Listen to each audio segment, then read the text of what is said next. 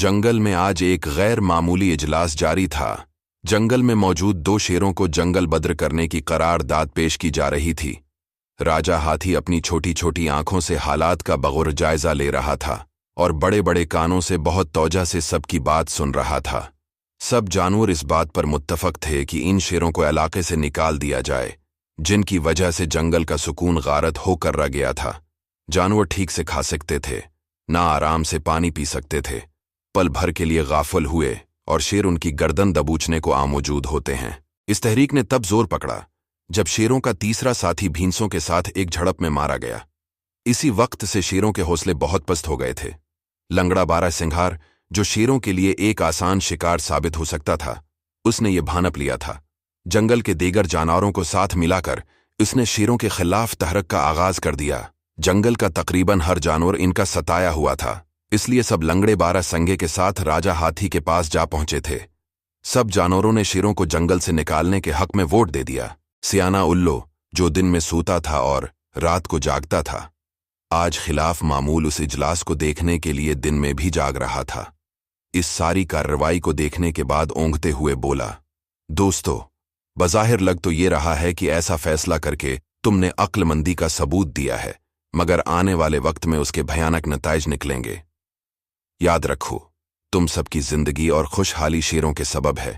राजा हाथी ने बेअख्तियार ऊपर देखा। आवाज तो उसे साफ सुनाई दे रही थी, मगर उल्लू उसे कहीं दिखाई नहीं दे रहा था। राजा हाथी ने बोला, सियाने अल्लो, तुम अपनी उस बेतकी बात की वजाहत कर सकते हो? अल्लो बोला, राजा जी, आप ये जवा ऊंचे ऊंचे दरख्त, पानी से भरे तालाब और सरसब्ज चरागा देख रहे हैं, ये सब उन शेरों की बदौलत हैं। अगर उनको यहां से निकाला गया तो ये सब कुछ भी खत्म हो जाएगा। सियाने उल्लू की ये बात सुनकर सबने उसे यूं देखा जिसे उन्हें उल्लू की दिमागी हालत पर शक हो। शेर ये सुनकर हैरान भी हुए और खुश भी। कोई उनकी वकालत करने वाला मौजूद था, हालांकि उनको भी इस बात पर यकीन नहीं आया। लंगड़े बारहसिंगे ने गुस्से से सियाने उल्लू को घोरावर बोला, तुम्हारा इस मामले से कोई लेना देना नहीं। शेर हम जमीन पर रहने वालों को निशाना बनाते हैं, तुम तो मजे से दरख्त पर रहते हो। इस बात के बाद यह साबित होता है कि तुम वैसे ही बेवकूफ मशहूर नहीं हो। इतनी अहमकाना बात कोई उल्लू ही कर सकता है। सब जानते हैं शेरों के तो बस 2 ही काम हैं, सारा दिन दरख्तों के साए में पड़े रहना और जब भौंक लगे तो मासूम जानवरों को अपना लुक्मा बनाना। ये सुनकर उल्लू ने अपनी गोल गोल आंखें घमाएं और कहा, जनाब, ये कुदरत का निजाम है। अल्लाह ने ही शेरों को नोकीले दांत और पंजे दिए हैं, आने बेवजह पैदा नहीं किया गया। निजाम में मुदाखलत तबाही का बाइस होगी और मगर उल्लू को अपनी बात पूरा करने का मौका ना मिला तो क्या हम उन्हें अपनी गर्दनें पेश करते रहें? दरख्त तले खड़े काले भींसे ने अपनी भद्दी आवाज में उसकी बात काटी और दरख्त को अपने ताकतवर सींगों से जोरदार टिकर मारी। सियाना उल्लू, जो एक पतली शाख पर बैठा था, पर फड़फड़ा कर रह गया। आखिर सबने मुत्तहद होकर शेरों को जंगल से निकाल दिया गया। अब हर तरफ अमन था, सलामती थी।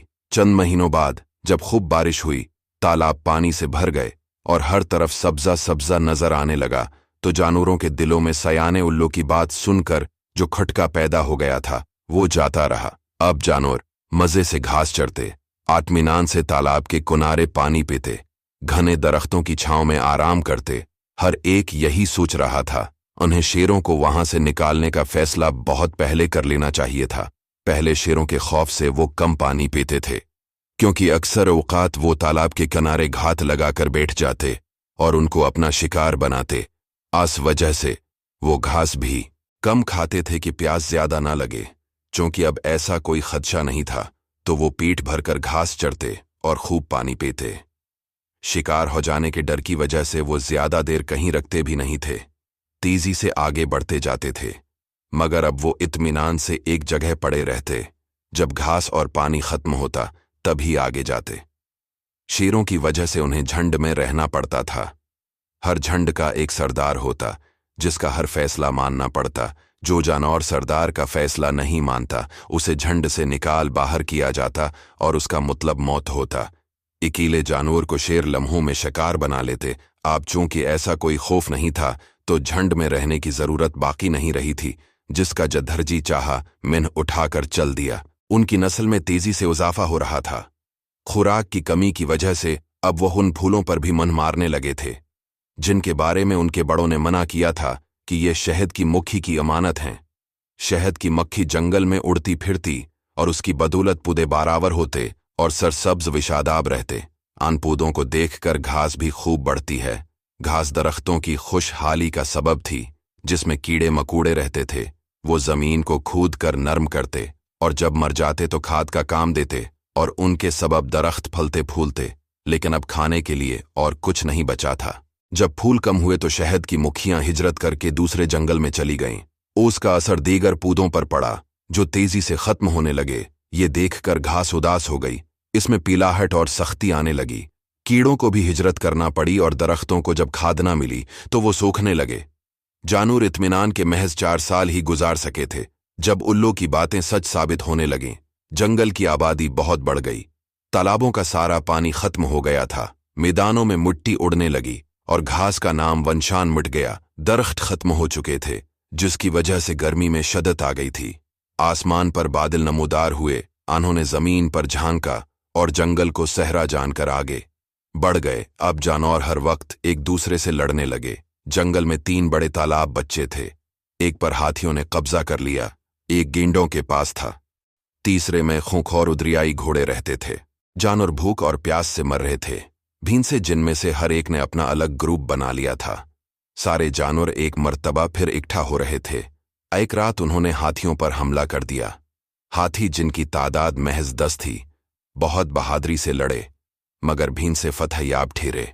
उन्होंने तालाब पर कब्जा जमा लिया मगर उसमें 2 दर्जन के करीब भैंसे भी हलाक हुए। आस तालाब का पानी वो एक रात में पी गए। आन का हौसला बहुत बढ़ गया था। अब उनका अगला निशाना कमजोर नजरों वाले गैंडे थे मगर गैंडों ने समझदारी दिखाई और वहां से नकल मकानी कर गए। इस तालाब की आखिरी बौंड पीने के बाद भींसों का लश्कर दरियाई घोड़ों की जानिब बढ़ा। इस तालाब की खास बात यह थी वहां लंबी घास अब भी मौजूद थी। दरियाई घोड़े कहीं गायब हो गए थे। भींसों की खुशी दीदनी थी। लड़े बना ही उन्होंने दूसरी कामयाबी हासिल कर ली थी। वो किनारे पर खड़े अपने खरों से जमीन खोदकर फतह का जश्न मना रहे थे। जब दरियाई घोड़े लंबी घास के पीछे से नमूदार हुए और पूरी कुव्वत से भींसों से आटकर आए। भींसे उछल उछल कर पानी में गिरने लगे जहां उनका इस्तकबाल करने को तेज दांतों वाले सैकड़ों मगरमच्छ मौजूद थे जो उनको घुसीट कर गहरे पानी में ले गए। कुछ देर बाद तालाब में हर जानिब भींसों की लाशें तीर रही थीं। दरियाई घोड़ों को तालाब साफ करने में 10 दिन लग गए। शेर पूरे साल में इतने जानवर शिकार नहीं करते थे जितने अब एक दिन में मर रहे थे। कुछ अरसे बाद जंगल में चंद ही जानवर बच्चे थे। हर एक बस अपना पेट भरने की फिक्र में था। इत्फाक खत्म हो गया था। हर एक अपनी जिंदगी बचाने की फिक्र में लगा हुआ था। उल्लू ये सब देखकर परेशान था। वह जानता था अब बच्चे खचे जानवरों का भी खात्मा हो जाएगा। लेकिन एक दिन जंगल में इसे शेर की दहाड़ सुनाई दी और वो खुशी से झूम उठा। जंगल के जानवर सरासीमगी के आलिम में तेजी से एक जगह इकट्ठा हो रहे थे। सरफ उल्लू जानता था ये खौफ इस जंगल की खुशहाली की जमानत था।